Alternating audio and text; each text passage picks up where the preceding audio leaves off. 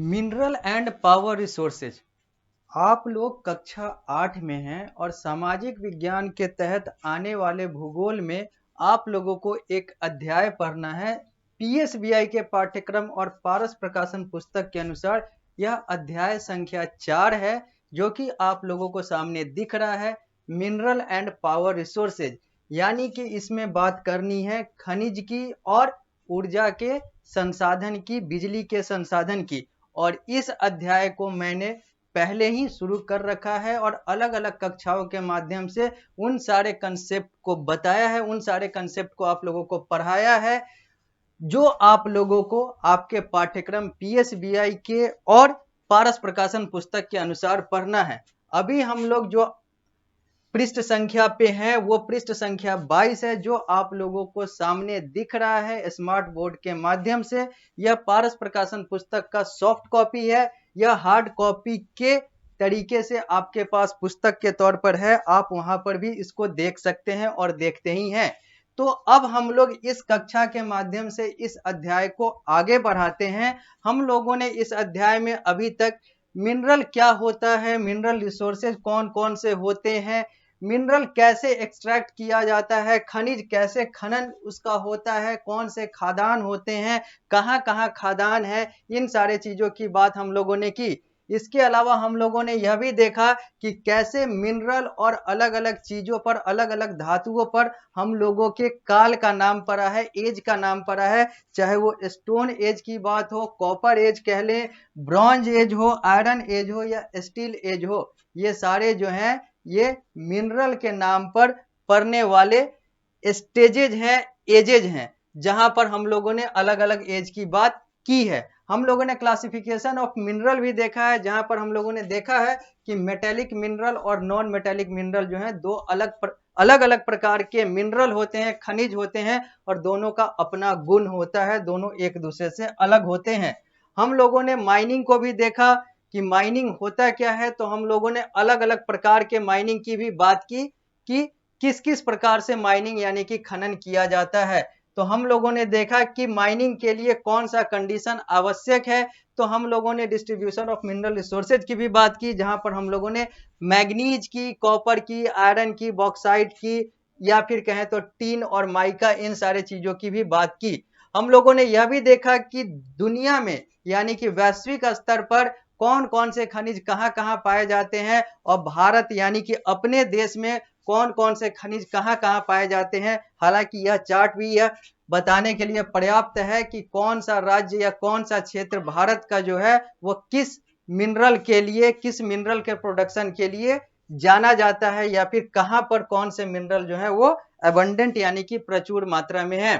तो हम लोगों ने यूजेज ऑफ मिनरल्स को भी देखा, और हम लोगों ने देखा कि मिनरल का प्रयोग यानी कि खनिज का प्रयोग कहाँ कहाँ होता है।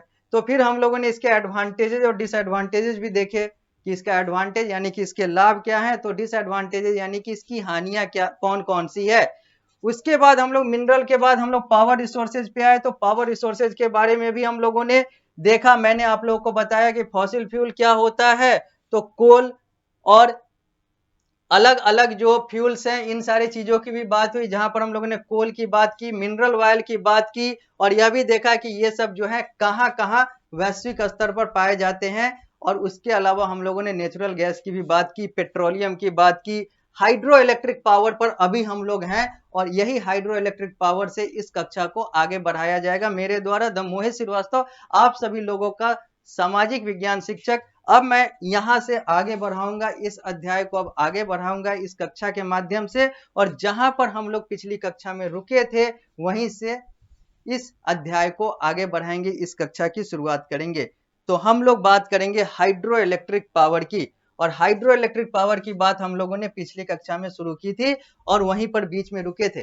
तो ये जो चित्र है यह हम लोगों को दिख रहा है कि यह भाखड़ा नंगल डैम का है, और इसके बारे में मैंने आप लोगों को पिछली क्लास में बताया था कि यह भाखड़ा नंगल डैम और हाइड्रो इलेक्ट्रिक पावर का कंसेप्ट क्या कहलाता है, क्या कहता है। अब हम लोग बात करेंगे आगे की। लिखा हुआ है हाइड्रो इलेक्ट्रिक पावर से जुड़े हुए कुछ पहलू हैं। The problem faced by hydel power is that dams cost of a lot of money and take year to build. कुछ मिसप्रिंट है, पुस्तक में, लेकिन कोई नहीं।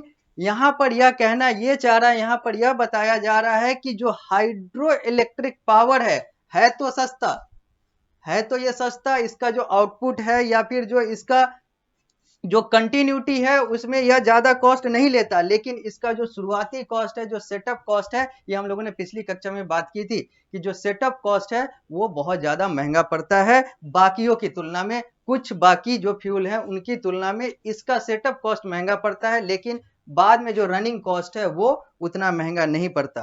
तो यही चीज है कि यहाँ पर कहा गया है कि डैम वगैरह बनाने के लिए जो हाइडल पावर यानी कि हाइड्रो इलेक्ट्रिक पावर के लिए कार्य करता है, वो डैम वगैरह बनाने के लिए बहुत सारे पैसे की जरूरत पड़ती है और बहुत सारा समय भी लगता है।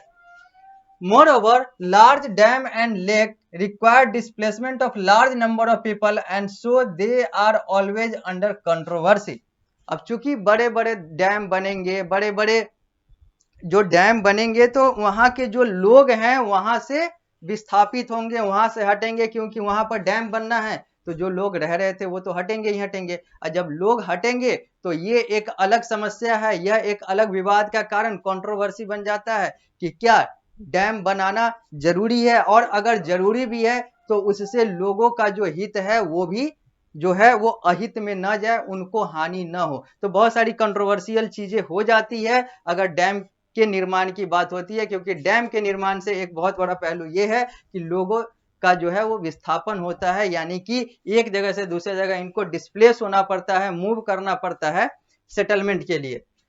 फॉर एग्जाम्पल अगर उदाहरण के तौर पर देखेंगे, कंट्रोवर्शियल डैम की बात करेंगे, कंट्रोवर्शियल डैम वाले प्रोजेक्ट की बात करेंगे तो नर्मदा प्रोजेक्ट इन इंडिया जो है एक कंट्रोवर्शियल डैम वाला प्रोजेक्ट रहा है, जहां पर डिस्प्लेसमेंट ऑफ पीपल और अलग अलग पहलुएं हैं जो आई है, और यहाँ पर बात हुई है कि क्या ये जो डैम है इससे बहुत सारे लोगों को हानियां नहीं हो रही है, या फिर और भी बहुत सारे पहलू हैं। यानी कि जब भी डैम बनेगा, चाहे वो नर्मदा प्रोजेक्ट की बात करें एक उदाहरण के तौर पर, या फिर अलग अलग और भी जगहों की बात करें, जब भी डैम बनेगा लोग विस्थापित होंगे, और लोग विस्थापित होंगे, डिस्प्लेस होंगे, तो यह एक समस्या का कारण है। The sharp increase in consumption of fossil fuel has led to their depletion to an alarming rate.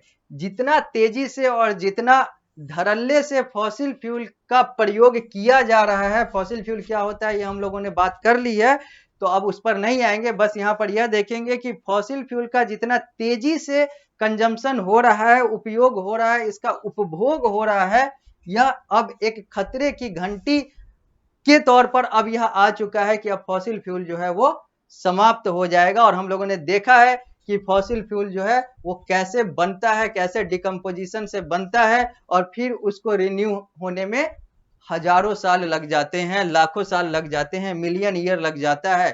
तो यह अब हम लोगों के लिए अलार्मिंग सिचुएशन है कि फॉसिल फ्यूल के जगह पर अब हम लोग कहीं और भी शिफ्ट करें, और लोग शिफ्ट कर रहे हैं, चाहे वो सन वाला पावर की बात हो, या फिर हाइड्रो वाले पावर की बात हो, या फिर और भी अलग अलग बात हो, अलग अलग पावर की बात हो, ऊर्जा की बात हो, लोग शिफ्ट कर रहे हैं। तो यहाँ पर यही कहा जा रहा है कि जो फॉसिल फ्यूल है उसका कंजम्पशन चूंकि बहुत धड़ल्ले से हो रहा है, बहुत ज्यादा हो रहा है, और फॉसिल फ्यूल जो है वो उसको बनने में बहुत साल लगता है, लाखों साल लग जाता है, और अब जो हमारा फॉसिल फ्यूल है दुनिया का वो अब अलार्मिंग रेट से यानी कि बहुत तेजी से घट रहा है, और इतना तेजी से उसका प्रयोग हो रहा है, वो इतना तेजी से घट रहा है कि अब हमारे लिए खतरे की घंटी बज चुकी है इसके रिस्पेक्ट में।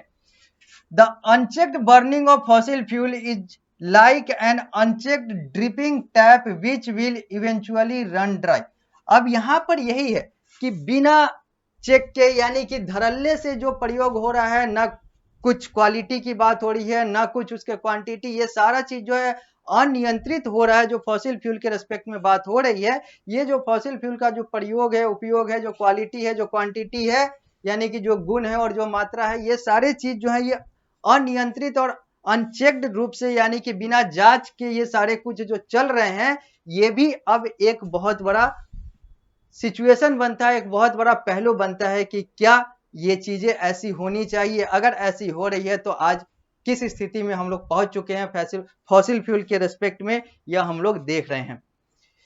This had led to the tapping of various non-conventional source of energy that are cleaner alternative of fossil fuel। और इसके कारण से अब लोग जो हैं और भी अलग अलग विकल्प देख रहे हैं और भी अलग अलग एनर्जी के non conventional source of energy के विकल्प देख रहे हैं जो कि फॉसिल फ्यूल के अल्टरनेटिव यानी कि विकल्प के तौर पर है और ये फॉसिल फ्यूल की तुलना में ज्यादा क्लीन है या फिर कहें तो प्रदूषण कम करता है। अब हम लोग बात करेंगे नॉन कन्वेंशनल पावर रिसोर्सेज की। अगला जो टॉपिक है, अगला जो बिंदु है वो हम लोग को देखना है नॉन कन्वेंशनल पावर रिसोर्सेज। ये नॉन कन्वेंशनल पावर रिसोर्सेज का कंसेप्ट क्या कहता है, अब इसकी बात करते हैं। The increasing use of fossil fuel is leading to its shortage. जो तेजी से जो फॉसिल फ्यूल का प्रयोग हो रहा है इसके कारण से इसकी कमी हो चुकी है और आने वाले समय में और कमी होगी। Moreover their use also causes pollution. और इसके साथ साथ ये जो फॉसिल फ्यूल का प्रयोग है इससे प्रदूषण भी तेजी से फैलता है, फैलता रहा है। Therefore there is a need for using non conventional source of energy.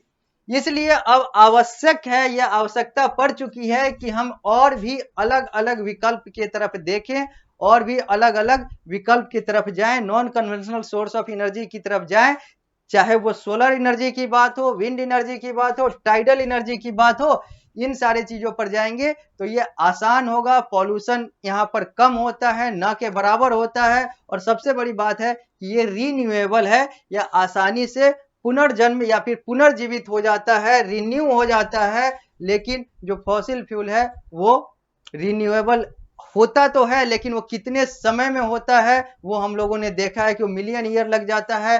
Plant और एनिमल के रिमेन से वो डिकम्पोज वाले प्रोसेस से बनता है। तो ये सारी चीजें हैं तो वो एक तरीके से कहा जाए बड़े बड़े स्तर पर तो वो non renewable source of energy है जो फिर से वापस नहीं आएगा। तो ये रिन्यूएबल है जो कि आता रहेगा और यह पॉल्यूशन भी कम करता है। तो solar energy, tidal energy, wind energy, सूर्य से मिलने वाला ऊर्जा, हवा से मिलने वाला ऊर्जा, चक्रवात से मिलने वाला ऊर्जा, पानी से मिलने वाला ऊर्जा, अब इन सारे चीजों की बात होती है। ये सारे जो हैं अब विकल्प बन चुके हैं फॉसिल फ्यूल वाले एनर्जी के। अब आगे बढ़ते हैं और एक एक करके बात करते हैं इन सारे नॉन कन्वेंशनल पावर रिसोर्सेज की। सबसे पहले बात करेंगे सौर ऊर्जा की यानी कि अंग्रेजी में कहें तो सोलर एनर्जी की। सामने यह चित्र दिख रहा है, यह चित्र जो है यह सोलर पैनल है जिसके माध्यम से सोलर एनर्जी की बात होती है और यह पृष्ठ संख्या 28 पर आप लोगों को दिख रहा है स्मार्ट बोर्ड के माध्यम से। यह आप अपने पुस्तक में भी देख सकते हैं पारस प्रकाशन के। सोलर एनर्जी की बात करते हैं। The energy reaching to the earth surface from the sun is tremendous. जो एनर्जी, जो ऊर्जा जो सन से यानी कि सूर्य से धरती की तरफ आती है, धरती तक आती है, वो बहुत प्रचुर मात्रा में आती है, बहुत व्यापक तौर पर आती है। Though tapping of solar energy is recent yet great progress had been made. अगर बात करें सोलर एनर्जी की तो सोलर एनर्जी को बनाना या फिर सोलर एनर्जी के प्रति लोगों की जागरूकता या फिर सोलर एनर्जी को फॉसिल फ्यूल के विकल्प में देखने की जो बात है ये अभी हालिया ही बात है। क्योंकि हालिया अगर कुछ समय की बात करें, पिछले कुछ समय की बात करें, कुछ वर्षों की बात करें तो ये जो सोलर एनर्जी जो है ये बहुत तेजी से इसका विकल्प जो है ये सामने आया है। लेकिन अभी भी इसमें बहुत सारे प्रोग्रेस की जरूरत है, बहुत सारे विकास की जरूरत है।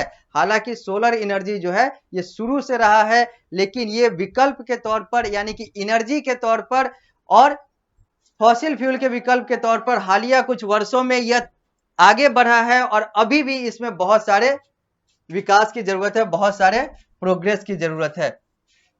In many country it is being used for cooking and heating purposes। बहुत सारे देश में इससे खाना बनाना और अलग अलग चीज अलग अलग गर्म करने वाला जो प्रक्रिया होता है, कार्य होता है, वो सोलर एनर्जी के द्वारा किया जाता है बहुत सारे देशों में। Solar collector are use to trap solar energy and they can heat water for home. Solar collector जो है यह एक डिवाइस है, ये प्रयोग होता है सोलर एनर्जी को ट्रैप यानी कि सोलर एनर्जी को ग्रैब यानी कि सोलर एनर्जी को रखने के लिए, उसको पकड़ने के लिए, या फिर सोलर एनर्जी को बनाने के लिए, सोलर एनर्जी का उपयोग होने लायक सोलर एनर्जी बनाने के लिए, ताकि उससे घर में पानी वगैरह ये सारे चीज को गर्म किया जा सके। Photovoltaic cell convert sunlight directly into electricity. ये जो फोटोवोल्टेइक सेल है ये सनलाइट को यानी कि सूर्य की किरण को डायरेक्ट बिजली में, सीधा बिजली में कन्वर्ट करता है, बदलता है, इलेक्ट्रिसिटी में कन्वर्ट करता है। Some country like Japan, France, Germany, USA, Canada and India are producing photovoltaic cell in small quantity. कम ही मात्रा में, लेकिन कुछ देश जो हैं वो फोटोवोल्टेइक सेल को प्रोड्यूस करते हैं, उत्पादन करते हैं। इनका जो देशों का नाम यहाँ पर लिखा हुआ है, जापान हो, फ्रांस हो, भारत हो, कनाडा हो, अमेरिका हो या फिर जर्मनी हो, ये सब जो है ये फोटोवोल्टेइक सेल के उत्पादक हैं, भले ही कम ही मात्रा में उत्पादन करते हो।